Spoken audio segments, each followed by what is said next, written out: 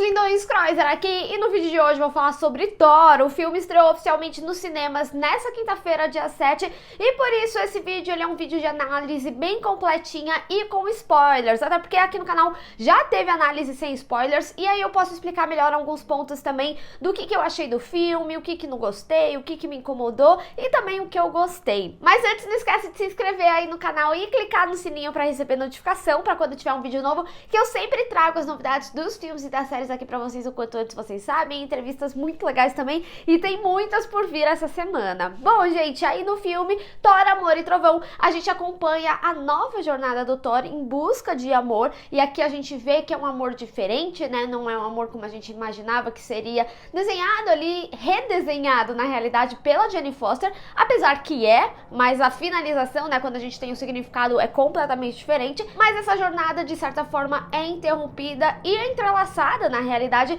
com a aparição do Carniceiro dos Deuses, em que Thor se tornou esse Carniceiro dos Deuses após a perda da sua filha e ele pedir para um dos deuses que salvasse pelo menos a sua filha, já que ele morreu por eles. E esse pedido é negado e ele começa a questionar, né, a motivação que foi a vida dele de uma forma geral. E eu acho que tá aí um bom ponto para começar a falar sobre Thor, Amor e Trovão, porque, como eu tinha falado na minha análise sem spoiler já, eu acho que o vilão, ele é um vilão que ele tem uma excelente motivação. Eu acho que eles poderiam sim se aprofundar mais em alguns aspectos, principalmente porque a gente traz uma discussão que é muito importante sobre não ser salvo, sobre não ser ouvido, e principalmente quando a gente tá discutindo sobre essas grandes representações, seja o herói, seja um deus, e como que envolve toda a mitologia. Eu gostei muito de como eles acabaram trazendo mais da mitologia de Thor, principalmente com a introdução do Hércules ali nas cenas pós-créditos e também todo o envolvimento ali de Zeus e tudo mais. A gente passa a ver mais sobre esse universo, eu gostei muito disso, mas eu sinto que o filme ele peca muito na comédia dele. Parece que eu sou inimiga do humor, mas não é isso. Eu acho que comédia é uma questão de timing, não que eu seja uma grande especialista de comédia também, mas a gente como público algumas coisas funcionam, outras coisas não. E Thor a gente consegue ver claramente o desenvolvimento dos filmes, porque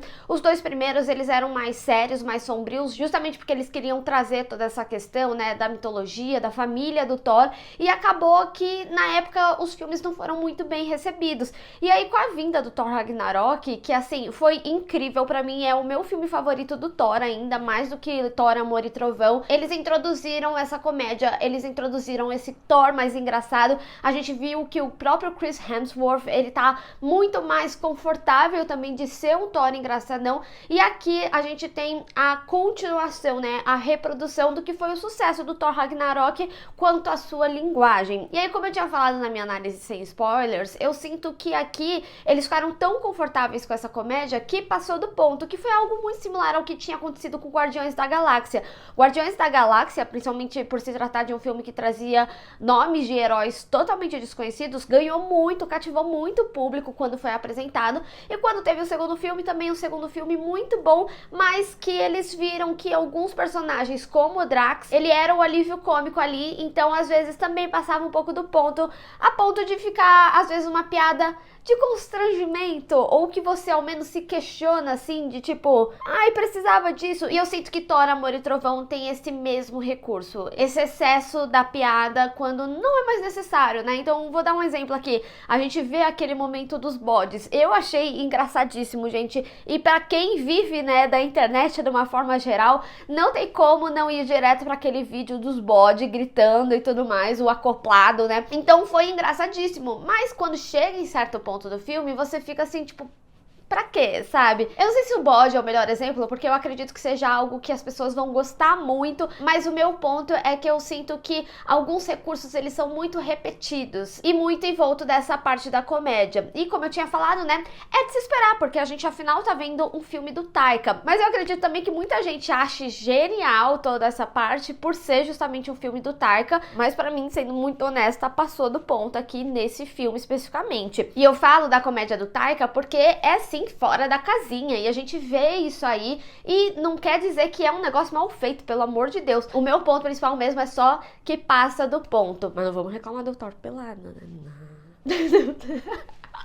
Também tiveram alguns efeitos visuais que me tiraram um pouquinho da cena, mas eu acho que Thor, de uma forma geral, ele é um filme que tem muitos efeitos e tem momentos que, assim, é perfeito, aí não tenho o que reclamar mesmo.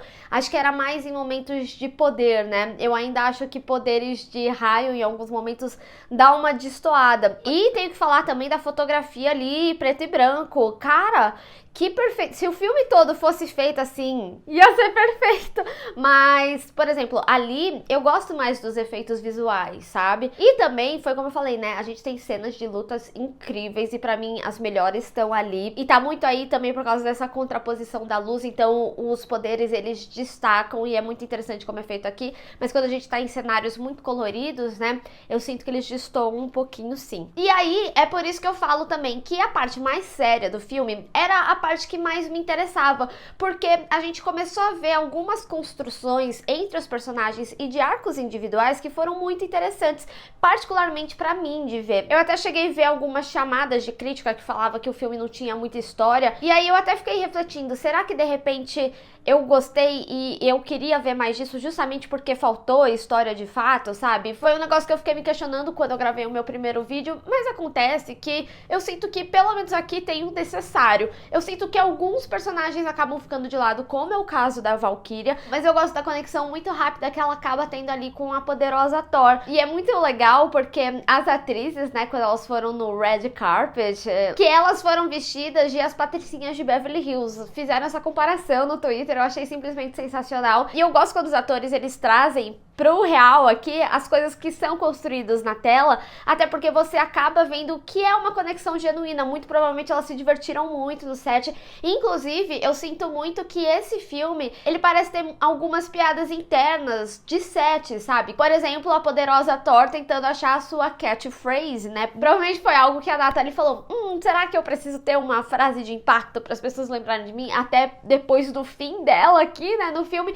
Mas enfim, me pareceu um pouquinho piada interna, mas eu gosto quando os atores transportam, então faz com que aquela conexão que a gente sentiu seja verdadeira. Então eu imagino que elas tiveram realmente um bond muito legal. É por isso que eu falo, eu acho que esse filme, ele traz algumas pessoalidades aí pra dentro da tela, sabe? Mas a Valkyria individualmente, mesmo que a gente tenha a questão da personagem ser bissexual e eles trazerem de volta o sentimento que ela tinha com a perda, né? Porque acaba sendo também um bom paralelo com o que o Thor tá sentindo, mesmo tanto inicialmente quando ele tá nessa busca de amor e eles deixam bem claro, né, que a Jane foi o grande amor dele e ele nunca mais achou um amor como aquele, e depois encontrar esse amor e saber que vai perder por uma doença horrível, que é o câncer em estágio 4 já. Mas eu queria ver mais dela em ação, ou até mesmo mais dela em Asgard, né, afinal ela se tornou a rainha ali. Enfim, aí a gente tem muito bem representado toda essa história do Thor, a gente abrange um pouco mais essa mitologia, mas pra mim o que eu mais gosto, de uma forma geral, é a metalinguagem que o filme traz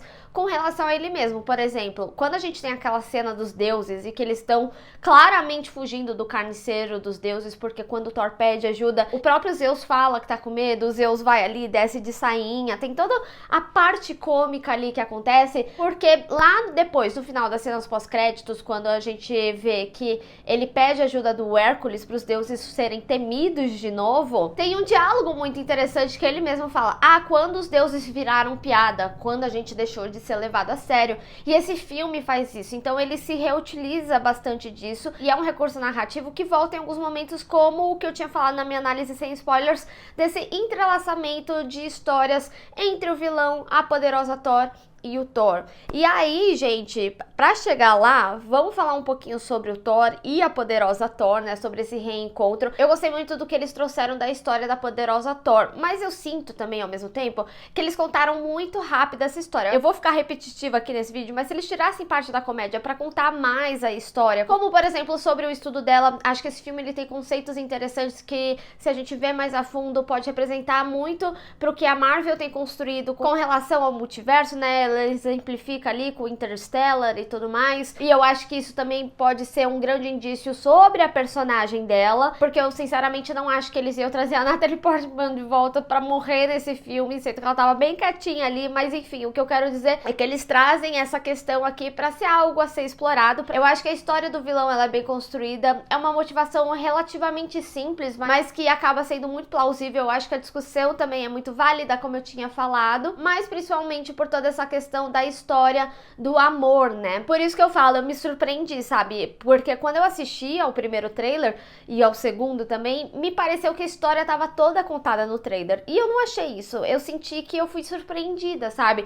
Eu não acompanhei os demais materiais que saíram, porque eu sei que a Marvel lota, né, de material, traz mini-cenas e etc. Enfim, não cheguei a acompanhar esse material, então eu consegui ser surpreendida ali na sala. Tanto que os Guardiões da Galáxia mesmo, eu achei que eles iam ter uma presença maior. Muitas pessoas falavam, é um novo filme do Guardiões da Galáxia com Thor, e acabou não sendo isso, sabe? Realmente foi a jornada ali do Thor, como que a jornada da poderosa Thor acaba vindo aí na história dele de novo, né? Gostei muito que eles fizeram um aspecto ali das armas, sentirem ciúme, né? De ser, ai, é a minha ex, mas ex-arma, sabe? E também toda a importância ali do machado pra missão. E eu gosto muito do retorno da Natalie Portman. Ela é uma atriz muito cativante, eu acho que ela transporta isso aqui na personagem dela. Tem cenas dela que são absurdas, e eu preciso dizer, gente, a forma que eles utilizaram o Mjolnir todo quebrado, e eu gosto desse paralelo do Mjolnir quebrado com ela também quebrada ali, sabe? Mas eu amei como eles fizeram o poder, né? O poder saindo das pedras e retornando e sendo completamente nocivo, sabe? Achei muito legal como eles trouxeram esse poder pra ela, como eles construíram a personagem como uma Thor, mas ainda assim uma Thor diferente e uma Thor muito inteligente, porque todos são sexy, né?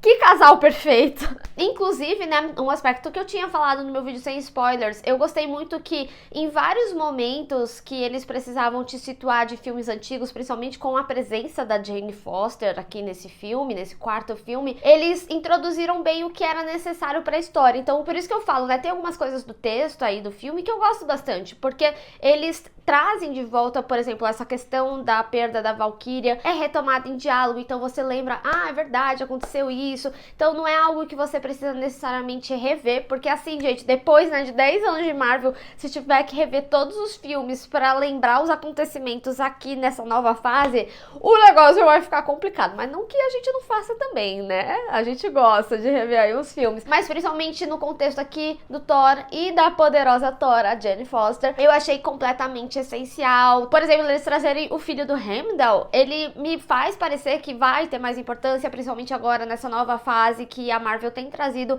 heróis mais novos, então é interessante como o filme ele também acaba sendo porta para apresentação de vários aspectos, mas ao mesmo tempo ele repete algumas histórias para você, te situa, então várias coisas inclusive que aconteceram em Thor Ragnarok são reproduzidas aqui, seja em algum momento para fazer uma piadinha ali, e aí tem o teatro e aí você lembra, né, ah, o pai morreu, e aí Asgard foi atacada, e aí todo mundo morreu, e sei lá o que, então você lembra a que ponto esse filme tá, e o que levaram eles até ali, a importância daqueles personagens, e também, né, trazer aí a Sif, a gente vê que ela tá bem, então o universo de Thor, apesar de toda a destruição de Asgard, ele não foi esquecido, e isso tudo é lembrado, né, nessa nova Asgard, e gente, é muito engraçado, inclusive que nesse teatro, né, o ator que representa o Thor ali, ele é um dos Hemsworth, ele é um dos irmãos do Thor realmente, por isso que ele é muito parecido, eu achei sensacional. Agora, eu preciso dizer que, assim, aquela parte das crianças, apesar de ter gostado dessa parte do filho do Heimdall, o Axel, né, eu achei uma loucura essa cena das crianças com os monstros ali. Eu particularmente não gosto dela, acho uma insanidade essa cena, mas beleza. E, apesar de ter gostado desse entrelaçamento da história, como eu tinha falado, eu sinto que também faltou uma construção do próprio Thor aceitar cuidar daquela criança, sabe? Do vilão, principalmente depois de toda a missão. Que talvez fosse feito um paralelo melhor ali em entre essa criança e o que era a Jane Foster. Esse paralelo ele acontece, né? Porque quando a gente conhece ali a história da Jane Foster, a gente vê que ela perdeu a mãe muito cedo, que ela foi muito sozinha, então muito dessa questão da relação dela com o câncer e não querer contar para as pessoas que ela tem a doença é muito sobre isso, sobre como ela fez tudo sozinha a vida inteira dela. E aí vem, né, com aquela frase quando ele fala: mas eu tô morrendo, se eu trouxer ela de volta sendo o meu pedido aqui, ela vai ficar sozinha. E ela fala: não, ela não vai ficar sozinha. Então a gente consegue ver que existem paralelos claros aí, que existe uma história que supostamente seria muito melhor contada e eu sinto que não foi. E é por isso que eu também critico tanto a comédia, né? Porque a comédia ela é legal, mas ela é um preenchimento ali de espaço nesse filme especificamente. Então, se você dá mais espaço para contar uma boa história, esse seria um filme bem incrível, porque a gente tem cenas de ações muito legais. É muito interessante também, né, que o Gore ali tem um momento que ele conta história para as crianças, ele tá bem assim diabólico. Eu achei sensacional e eu queria ter visto mais esse lado de sombra assim, sabe?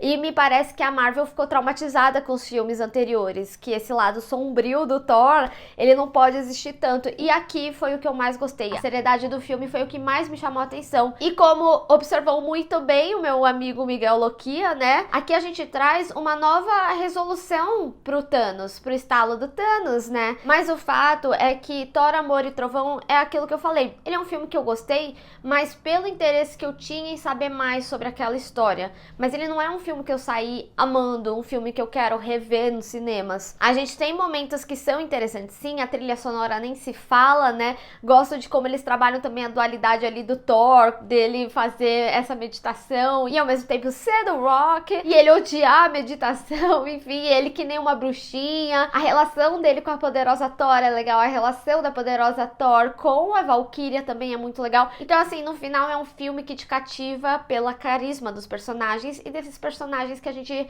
facilmente gosta, mas não pelo filme em si. Enfim, e aí, né, a gente tem duas cenas pós-créditos no final do filme. A primeira é a apresentação do Hércules pro universo cinematográfico da Marvel, e é ele que eu tinha falado lá no meu vídeo sem spoilers, que pra quem gostava do universo das séries, iria ficar bastante empolgado com essa cena, porque afinal de contas temos Roy Kent, exatamente. Roy Kent, pra quem não sabe, é um personagem recente que o ator fez em Ted Lasso, então assim, ele é sensacional, esse ator é muito bom, e eu achei que assim, Hércules caiu perfeitamente nele, então eu fiquei muito empolgada com essa cena.